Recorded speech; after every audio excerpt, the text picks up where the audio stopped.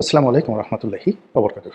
সম্মানিত দর্শক, শেখ হাসিনার ১৫ বছরের যে শাসন, এটার কেন পতন হলো? তার দীর্ঘদিনের যে অভিজ্ঞতা এবং অতীতে বিশেষ করে ১৯৯৬ থেকে ২০০১ সন পর্যন্ত একটি সফল সরকার পরিচালনার যে ঐতিহ্য, তার সঙ্গে সুদীর্ঘ রাজনৈতিক অভিজ্ঞতা, রাজপথের অভিজ্ঞতা এবং তার রক্তের মধ্যে যে প্রবাহমান রাজনীতির যে ধারা, এটি বাংলাদেশের দ্বিতীয় কারো নেই। তো সেই অর্থে তিনি লড়াই সংগ্রাম করে যখন ১/১১ পরবর্তী যে সরকার, সেই সরকারের প্রধান হলেন, বলা হয়ে থাকে যে ১/১১ সময় যে নির্বাচনটা হয়েছিল সেটি সমঝোতার ভিত্তিতে হয়েছিল এবং সেই সমঝোতার সময়টিতে যে ভুলগুলো করা হয়েছিল, এবার সেই ভুলগুলো করা হয়নি। আবার এইবার যে ভুলগুলো করা হয়নি ত্রয়োদশ জাতীয় সংসদ নির্বাচনে, ঠিক এইরকমই একটা ফলাফলের আশা বিদেশি যারা নেগোশিয়েটর ছিলেন তারা ২০১৮ সনে করেছিলেন, কিন্তু সেটি যে কোনো কারণে সম্ভব হয়নি। তো সেই বিষয়গুলো পরের ব্যাপার। আগে যেটা বলে নিই সেটা হলো আমাদের দেশের যে রাজনীতি, সেই রাজনীতিতে সবসময় বিদেশিদের একটা হস্তক্ষেপ থাকে।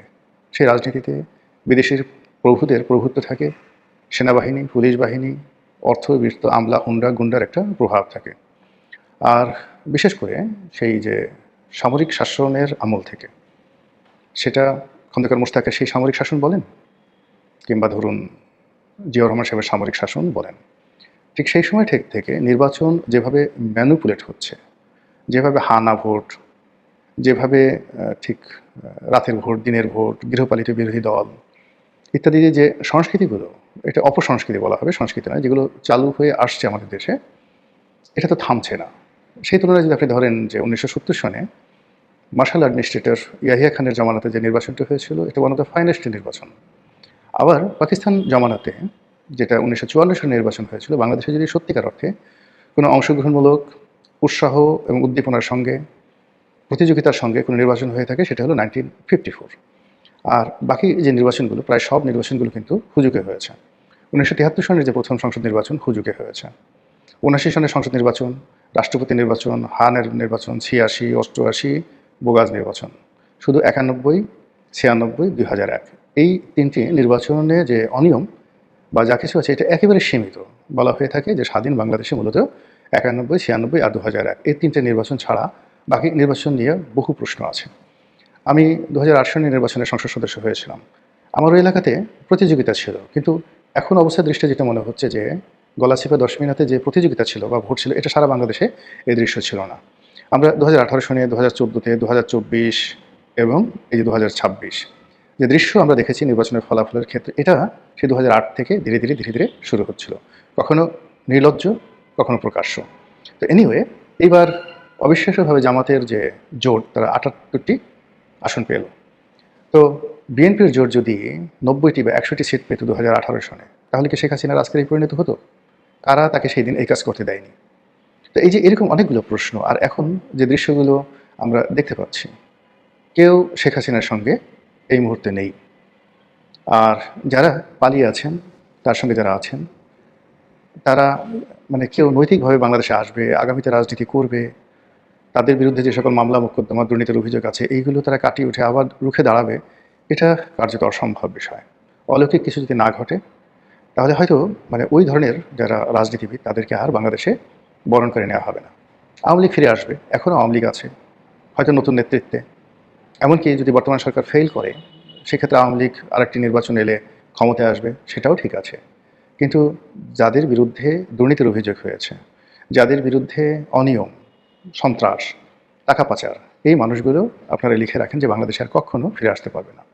তো সেই অর্থে আওয়ামী লীগের যে সকল নেতৃত্ব বিলো 60 এই মুহূর্তে আছেন, যাদের বয়স 60-এর নিচে, মূলত তারাই আগামীর নেতৃত্বে আসছে। এর বাইরে 60-এর উপরে যারা আছেন, তারা বয়সের কারণে, অবস্থানের কারণে মূল ধারায় আর আসতে পারবেন না। আর 60-এর উপরে যারা গাড়ি, বাড়ি, টাকা থেকে শুরু করে বেগম পাড়ায় সহায় সম্পত্তি এগুলো করে এই মুহূর্তে শেখ হাসিনার চক্ষুষ্যুলে পরিণত হয়েছেন, তারা জিন্দিগিতে রাজনীতির কথা কল্পনা করতে পারবেন না। এখন ফুসফাস ভুংভাং যা কিছু আছে এগুলো হচ্ছে। তো যেটা বলছিলাম আজকের এই শিরোনাম, সেটা হলো যে শেখ হাসিনার যে পতনগুলো হয়েছে, এখানে পতনগুলো বলতে তিনি যে কেবলমাত্র ক্ষমতা হারিয়েছেন তা নয়, তিনি তার পিতার সম্মান হানি করেছেন। তার যে কেবলমাত্র পিতার সম্মানহানি হয়েছে তা নয়, তার দলের কোটি কোটি নেতাকর্মী আজ জীবন মরণ সমস্যার মধ্যে পড়েছেন। তারপর আওয়ামী লীগের যে ঐতিহ্য রয়েছে, আওয়ামী লীগের যে ভিত্তিমূল রয়েছে, সেই ভিত্তিমূলটা ভেঙে চুরে তছনছ হয়ে গেছে। শেখ হাসিনা তার রাষ্ট্র ক্ষমতা ব্যবহার করে বেগম জিয়ার বাড়ি ভেঙেছেন, কিন্তু আমজনতা মব সৃষ্টি করে চোখের সামনে ৩২ নম্বর ভেঙে চুরমার করে দিয়েছে। সুধা সদনে কেউ নেই, আওয়ামী লীগের অফিসগুলো বিরান। এটা কেন হলো, কিভাবে হলো, এই বিষয়গুলো আলোচনা করতে হবে আওয়ামী লীগকে, এবং একই সঙ্গে আলোচনা করতে হবে বর্তমান যারা আছে তাদেরকে। এই কারণ হলো যে ক্ষত সৃষ্টি হয়েছে, যে দায় সৃষ্টি হয়েছে এই গত ১৭ মাসে কিংবা আওয়ামী লীগের ১৬ বছরে, সেই ক্ষতগুলো যদি বর্তমান প্রশাসন তারা যদি সেগুলো ধীরে ধীরে কাটিয়ে উঠতে না পারে, তাহলে একই পরিণতি তাদের জন্য অপেক্ষা করবে আগামী দিনে। ঘটনা যাই হোক না কেন, গত ১৭ মাসে যে দায়, সেই দায়গুলো জামাতকেও নিতে হবে, বিএনপিকেও নিতে হবে, এনসিপিকেও নিতে হবে, এবং ডক্টর মোহাম্মদ ইউনূস তো নিবেনই। তো ওনার তো বয়স হয়ে গেছে, আর কদিন পরে দেখবেন যে তিনি কাণ্ডজ্ঞান হারিয়ে ফেলেছেন। এখন তার বয়স প্রায় ৮৯ বছর। তো সেই অবস্থাতে একটা মানুষ, তাকে আপনি কীভাবে বিচার করবেন, কীভাবে প্রতিশোধে আওতায় আনবেন? আলটিমেটলি যারা এই মুহূর্তে স্টিয়ারিং চেপে আছেন তাদের উপরে কিন্তু ইতিহাসের দায় পড়বে। তো সেক্ষেত্রে শেখ হাসিনার যে পতন, সেই পতনগুলোর যে কারণ, সেই কারণগুলো যদি বর্তমান প্রশাসন আছেন তারা বিশ্লেষণ করেন, তারা তুলনামূলকভাবে ভালো থাকবেন।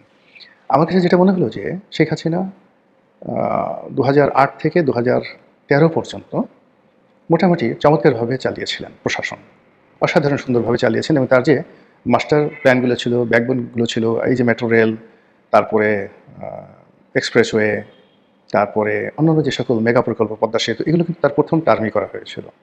পরবর্তী টার্মে যে জিনিসগুলো নেওয়া হয়েছে ওইগুলোর কন্টিনিউশন, কিন্তু চিন্তার কোনো নতুনত্ব আসেনি। এখন প্রথম টার্মে তার সঙ্গে যারা যারা ছিলেন, দলের মধ্যে যে গণতন্ত্রগুলো ছিল এবং দলের যারা ত্যাগী পরীক্ষিত নেতাকর্মী ছিলেন, সবাইকে তিনি কিন্তু মোরাললেস মূল্যায়ন করেছিলেন। অজয় পাড়াগাঁয়ের একজন আওয়ামী লীগ নেতা, তিনিও শেখ হাসিনা দ্বারা মূল্যায়িত হতেন। তিনি তখনও সেই আমলাদের স্যার হয়ে ওঠেননি, তখনও আপা ছিলেন, গণভবনের দরজা তখনও বন্ধ হয়নি। তো যেই মুহূর্তে ২০১৪ পরে কী করলো, একটা বিতর্কিত নির্বাচনের পরে এই আমলাতন্ত্র, দুর্নীতিবাজ আমলাতন্ত্র, তারা তাকে ক্যাপচার করে ফেললো। করোনার সময় তাকে মূলত কার্যত গৃহবন্দী করে ফেললো। আর এই সময়টিতে তিনি যে সকল মানুষের খপ্পরে পড়লেন, আমি ব্যক্তিগতভাবে নাম বলবো না কারো, এদের সংখ্যা একজন দুজন নয়, এদের সংখ্যা হয়তো কয়েকশো। একেবারে শেখ পরিবারের ভিতরে আছে, শেখ পরিবারের বাইরে আছে, গোপালগঞ্জ আছে, ফরিদপুর আছে, বরিশাল আছে, বিভিন্ন আওয়ামী লীগ প্রধান যে এলাকাগুলো, সেই এলাকা আছে। এর বাইরে ঐতিহ্যগতভাবে যে সকল পরিবার ৩ জেনারেশন ৪ জেনারেশন ধরে দল করেন, তাদের মধ্যে অনেক দুর্নীতিবাজ কিন্তু নতুন প্রজন্মের হওয়া সত্ত্বেও তারা কিন্তু এই খন্দকার মুশতাকের মতো হয়ে গিয়েছিলেন।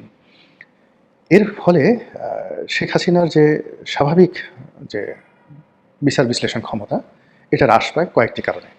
যেহেতু